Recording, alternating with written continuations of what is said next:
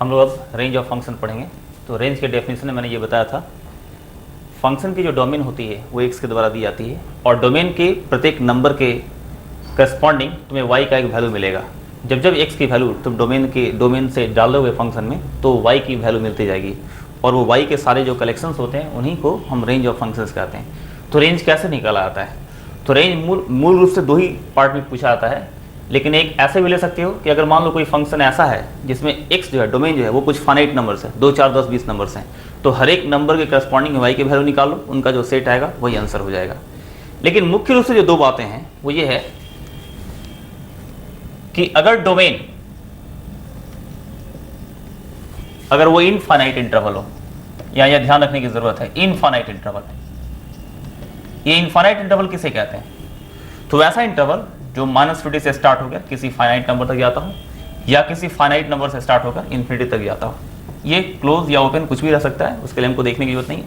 या set of all real numbers या set of all real numbers excluding सब points, ये सारे इनफाइनाइट इंटरवल्स होते हैं। तो अगर इनफाइनाइट इंटरवल आता हो डोमेन में तो हम लोग क्या करते हैं कि x को y के टर्म में एक्सप्रेस कर देते हैं, मतलब x in terms of y, और फिर या इसको ऐसा कर दो कि x को y का फंक्शन बना देते हैं और x को डिफाइन होने के लिए उल्टे रूप से डोमेन निकाल देते हैं, उल्टे फंक्शन का डोमेन निकाल देते हैं। या इसको ऐसा कर सकते हो, for x to be defined we have to calculate y according to the rules of domain. दूसरा तरीका ऐसा हो सकता है कि x के टर्म में इक्वेशन बना दो और रियल रूट्स के कंडीशन अप्लाई कर दो, एक तरीका ऐसा हो जाता है। दूसरा केस इसका होता है कि अगर डोमेन फाइनाइट इंटरवल होता हो। फाइनाइट इंटरवल का मतलब ये हुआ कि फंक्शन जो है वो a और b के बीच डिफाइंड है इस तरह से। तो ऐसी स्थिति में हम लोग मोनोटोनिसिटी का हेल्प लेते हैं, या अगर तुमको किसी तरह से शॉर्टकट तरीके से मिनिमम और मैक्सिमम वैल्यू है, स्मॉलेस्ट और लार्जेस्ट वैल्यू अगर ऐसे ही पता चल जाता हो तो तुम डायरेक्टली भी बता सकते हो। कभी कभी नहीं पता चलता है तो हम लोग मोनोटोनिसिटी का इस्तेमाल करते हैं। अब इसमें छोटे छोटे एग्जाम्पल्स लेकर देखते हैं। जैसे मान लो फंक्शन लेते हैं y is equal to x square, तो तुम यहां से निकालोगे कि x बराबर प्लस माइनस रूट वाई। ऐसे तो दो फंक्शन मिल रहा है, लेकिन किसी एक ब्रांच को उठा लो। अगर x बराबर प्लस रूट वाई भी निकालते हैं तो ये x y का फंक्शन हो गया है। And x is defined if y is greater equal to 0, चूंकि स्क्वायर रूट का कंडीशन होता है नॉन नेगेटिव, इसलिए स्क्वायर रूट के अंदर जो y है वो ग्रेटर इक्वल टू 0 होना चाहिए, और यही हमारा रेंज हो गया। दूसरा है, मान लो एक सवाल ऐसे लेते हैं y equal to x square divide by 1 plus x square. तुम इसे निकालो, देखो ऐसा आएगा y plus y square is equal to x square, y बराबर x square common 1 minus y. तो फिर तुम्हारे पास आएगा एक्स स्क्वायर बराबर y divided by 1 minus y. अब तुम लिख सकते हो x square greater equal to 0, या और चेंज करना चाहो तो लिख सकते हो एक्स बराबर plus minus root under of y upon 1 minus y. अब एक्स जो है वो वाई के टर्म में आ गया है, एक्स जो है वाई का फंक्शन है, तो तुम्हें लिखना होगा कि वाई अपॉन 1 माइनस वाई ये ग्रेटर इक्वल टू 0 होना चाहिए। इसके साइन स्कीम पे जाओ और रिजल्ट निकालो। न्यूमरेटर 0 होगा 0 पे, डिनोमिनेटर 0 होगा 1 पे, और मान लो 2 डालकर टेस्ट कर लेते हैं। 2 डालकर टेस्ट करो, देखोगे नेगेटिव आएगा, फिर ये पॉजिटिव, ये नेगेटिव। हमें चूंकि पॉजिटिव चाहिए इसलिए ये पार्ट आंसर होगा, और डिनोमिनेटर 0 नहीं लिया जाता है इसलिए हमारा आंसर होगा 0 less than equal to y less than 1। तो इस प्रकार ये जो रिजल्ट आया ये इस फंक्शन का रेंज हो जाता है। तो ये मेथड है जिसमें हम x को y के टर्म में एक्सप्रेस करते हैं। ये x पूरी तरह y के टर्म में आ चुका है, मतलब x y का फंक्शन बन चुका है और अब ये रिजल्ट आया है। दूसरा इक्वेशन बनाकर निकालना। मान लो इसकी इक्वेशन निकाल देते हैं, तो यहां से देखोगे ये इक्वेशन हम लोग ऐसे लिख सकते हैं y minus 1 into x square plus y equal to 0। अब ये क्वाड्रेटिक इक्वेशन है जिसमें रियल रूट्स लगाकर तुम निकाल सकते हो इसका आंसर। तो रियल रूट्स लगाकर कैसे निकालोगे कि चूंकि ये क्वाड्रेटिक है तो रियल रूट्स होने के लिए डिस्क्रिमिनेंट ग्रेटर इक्वल टू 0 होना चाहिए। यहाँ देखोगे b नहीं है, x का कॉन्स्टेंट 0 है, लेकिन b स्क्वायर है 0 स्क्वायर माइनस 4 इंटू a यानी y minus 1 into y greater equal to 0। ये तो 0 है, नेगेटिव से भाग दे दो तो y into y minus 1 less than equal to 0। यहाँ से आंसर आएगा 0 to 1, लेकिन यहाँ देखो कि 0 1 दोनों पर इक्वल साइन आ जाएगा, तो ये आंसर डिफर करेगा। एक्चुअल आंसर ये है, लेकिन यहाँ पर देखो आंसर बढ़ गया है।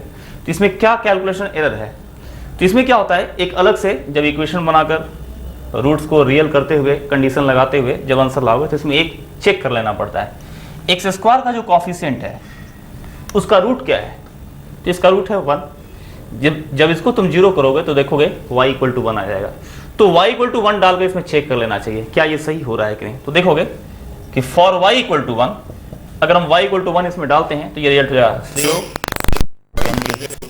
Plus 1 equal to 0। क्या ये सही स्टेटमेंट है?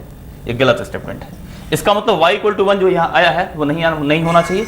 इसलिए इसको लिखने के बाद हम लिखेंगे कि इसका एक्चुअल आंसर होगा 0 less than equal to y less than 1, क्योंकि y इक्वल टू 1 जो है वो इसको सेटिस्फाई नहीं कर पाता है। तो ये दो मेथड है हमारा आंसर लिखने का। एक दूसरा छोटा एग्जाम्पल तुम ले सकते हो, जैसे y is equal to 2 to the power 2x minus x square. तो एक तो ये एक्सपोनेंशियल फंक्शन है, 2 टू द पावर वेरिएबल, इसलिए एक्सपोनेंशियल फंक्शन है, ये तो ऑलवेज पॉजिटिव स्वतः हो जाएगा, यानी y greater than 0 ऑटोमेटिक हो जाएगा। दूसरा है कि एक्सपोनेंशियल फंक्शंस ऑलवेज डिफाइंड होते हैं, इसका पावर जो है वो भी क्या है, पॉलिनोमियल है, वो भी ऑलवेज डिफाइंड होता है, इसलिए ये फंक्शन ऑलवेज डिफाइंड है, मतलब इसके डोमेन है ऑल रियल नंबर्स। तो हम अभी के मेथड्स पे जाएंगे, या तो इक्वेशन फॉर्म कर लें या फंक्शन बना लें।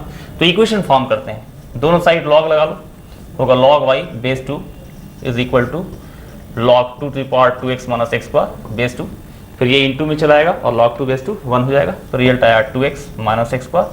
फिर इसको इस साइड ले आऊँ तो देखोगे आएगा x square minus 2x plus log y base 2 equal to 0। अब ये इक्वेशन है x के टर्म में, और यहाँ देखो कि x का जो कॉफिशिएंट वो वेरिएबल नहीं है। पिछले सवाल में जिसमें वेरिएबल था तो x स्क्वायर को कॉफिशिएंट को 0 करके हम लोग चेक किए थे, यहाँ चेक करने की जरूरत नहीं आएगी, यहाँ सीधा ही आंसर आ जाएगा, क्योंकि x स्क्वायर का जो कॉफिशिएंट है वो वेरिएबल नहीं आया, y के टर्म में नहीं आया।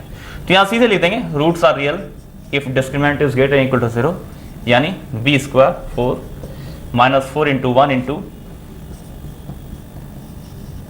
log y base 2 greater equal to 0। तो इससे आ जाएगा log y base 2 less than equal to 1, और जब log हटाओगे तो आएगा y less than equal to.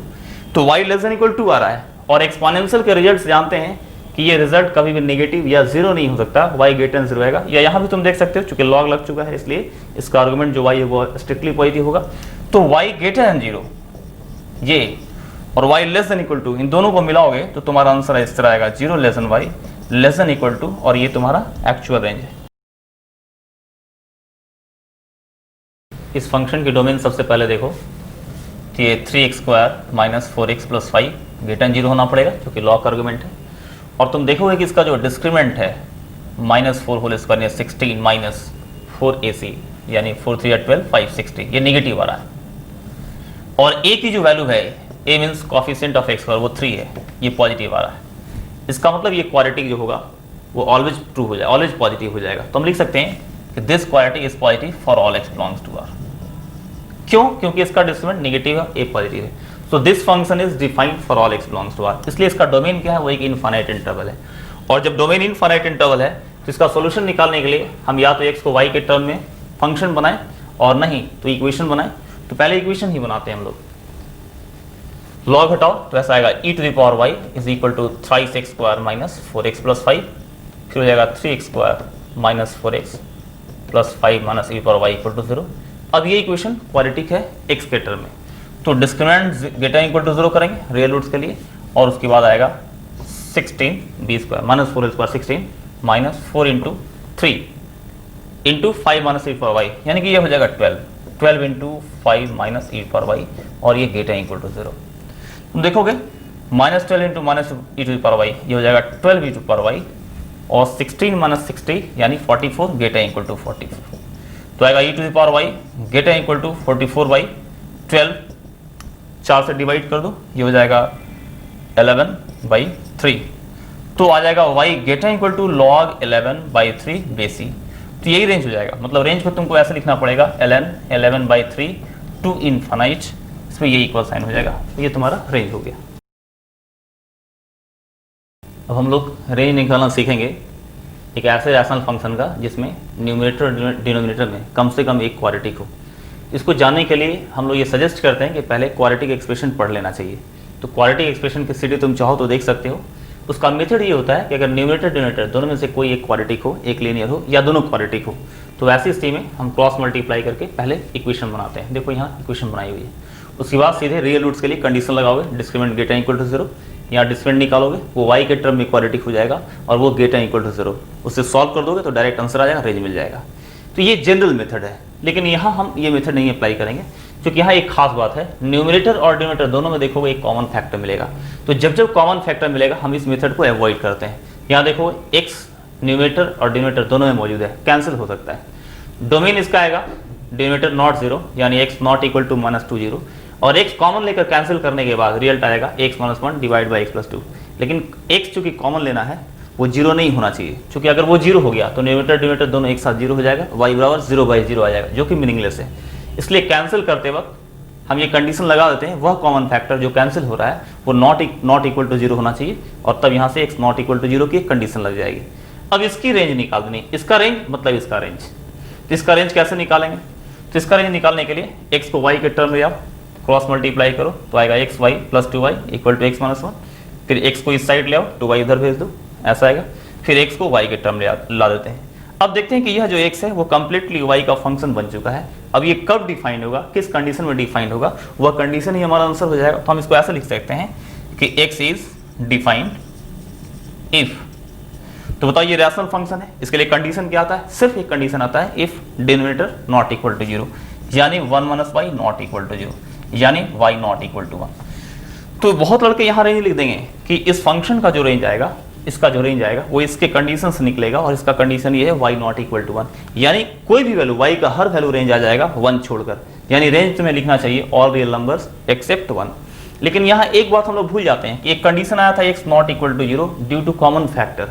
जब कॉमन फैक्टर आएगा एक और कंडीशन तुम्हें अपने साथ लिखना पड़ेगा, क्योंकि x not equal to zero है, तो तुम्हें ये लिखना पड़ेगा also 1 plus 2y divided by 1 minus y not equal to zero. ये जीरो नहीं होना चाहिए।